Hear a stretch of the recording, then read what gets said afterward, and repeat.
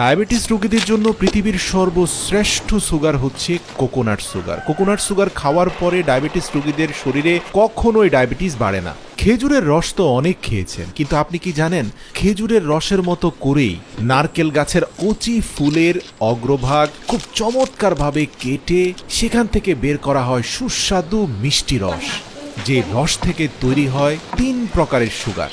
একটা হচ্ছে নারকেলের গুড়, আরেকটা হচ্ছে নারকেলের চিনি এবং নারকেলের সিরাপ। থাইল্যান্ডে সাধারণত ছোট নারকেল গাছগুলোর অগ্রভাগ দিয়ে যে ফুল বের হয়, ঠিক ওই ফুলেরই অগ্রভাগটা কেটে ফেলে।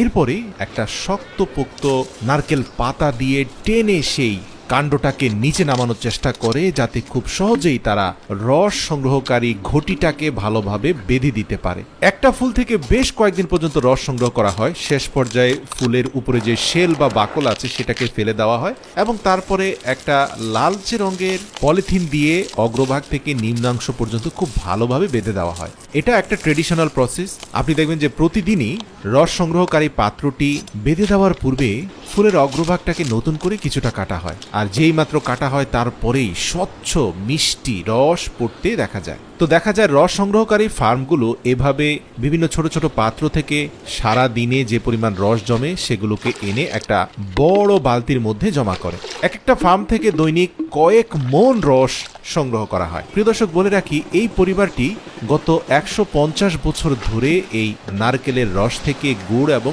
সিরাপ তৈরি করে আসছে। এটা তাদের পারিবারিক ঐতিহ্য।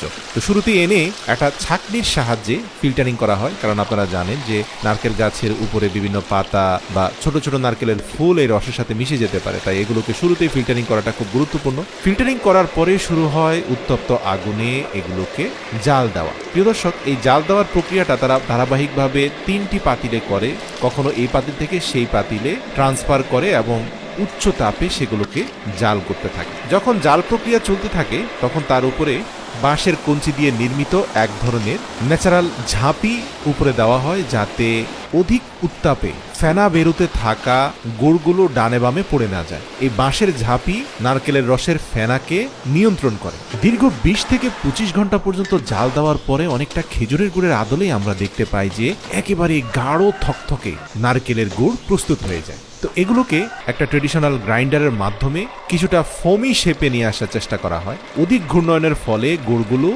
রং পরিবর্তন হয়ে ফোমের আকৃতি ধারণ করে, আর গুড়কে জমিয়ে ফেলার জন্য এভাবে অন্তত টানা আধা ঘন্টা থেকে 40 মিনিট পর্যন্ত গুড়ের মধ্যে গ্রাইন্ড করতে হয়। তো প্রিয় দর্শক, এই গ্রাইন্ডিং এর পরে আবার আরেকটা হ্যান্ড ডিভাইস দিয়ে অনবরত সেই গুড়টাকে নাড়াচাড়া করতে হয়। আপনি দেখবেন নাড়তে নাড়তে এক পর্যায়ে সেগুলো স্টিকি হয়ে গেছে, অনেকটা ঘিয়ের মতো মনে হয়। এগুলো দেখতে আসলে খুবই চমৎকার দেখাচ্ছে এবং মুখে দিলে আপনি বুঝতে পারবেন কতটা টেস্টি।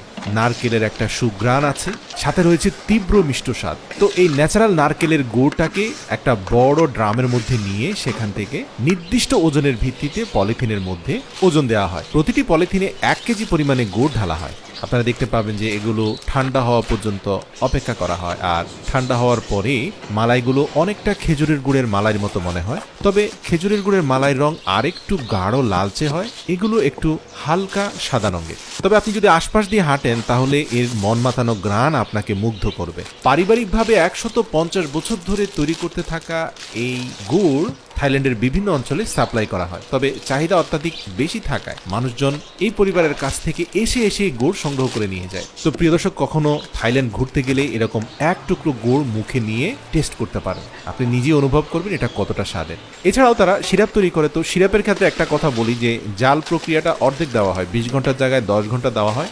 যথেষ্ট পরিমাণ পানি থাকাকালীন সময়ে এই সিরাপগুলোকে আলাদা একটা পাত্রে নিয়ে এগুলোর গুণাগুণ পরীক্ষা করে সেগুলোকে বোতলজাতকরণ করা হয়। নারকেলের সিরাপ বেশিরভাগ জুস তৈরিতে ব্যবহার করা হয়। যারা স্বাস্থ্য সচেতন, কোনোভাবে চান না যে মিষ্টি জুস খাওয়ার মাধ্যমে তার শরীরে ব্লাড সুগার বেড়ে যাক, তারা নারকেলের সিরাপ দিয়ে জুস বানিয়ে খান, তবে সেই ক্ষেত্রে এগুলো অনেক এক্সপেন্সিভ হয়, দেখতে অনেকটা মধুর মতো মনে হয়। এছাড়াও প্রস্তুত করা গুড় থেকে একটা ট্রের মধ্যে গুড়টাকে রেখে দীর্ঘ সময় পর্যন্ত জমিয়ে ফেলা হয়। যখন একবারে শুকনো হয়ে যায় তখন সেটাকে চামচের সাহায্যে কেটে ঝরঝরে করে আরেকটা ছাঁকনির সাহায্যে ছেঁকে সেখান থেকে এই নারকেলের চিনি তৈরি করা করা হয়। এই চিনিটা কিন্তু চা, কফি যে কোনো ক্ষেত্রে ব্যবহার করা যায়, 100% নিরাপদ। গবেষণায় উঠে এসেছে যে নারকেলের চিনি রক্তে শর্করার মাত্রা নিয়ন্ত্রণে সাহায্য করে। এতে রয়েছে ফাইবার, যা রক্তে শর্করার মাত্রা বাড়তে দেয় না। তাই ডায়াবেটিস আক্রান্ত রোগীদের জন্য এই চিনি খুবই উপকারী। এছাড়াও এই চিনি মধু থেকেও বেশি উপকারী। নারকেলের চিনিতে একই সাথে ক্যালসিয়াম, জিঙ্ক, আয়রন এবং পটাশিয়ামের মতো পুষ্টি উপাদান রয়েছে। এছাড়াও নারকেলের চিনি খেলে রক্ত সঞ্চালনও ভালো হয়। এই চিনি শরীরে আয়রনের ঘাটতি পূরণ করে। প্রিয় দর্শক, ভিডিওটি ভালো লাগলে অবশ্যই আপনার প্রিয়জনদের সাথে শেয়ার করবেন। এরকম ভিডিও দেখতে চাইলে আমাদের কমেন্ট করে জানান।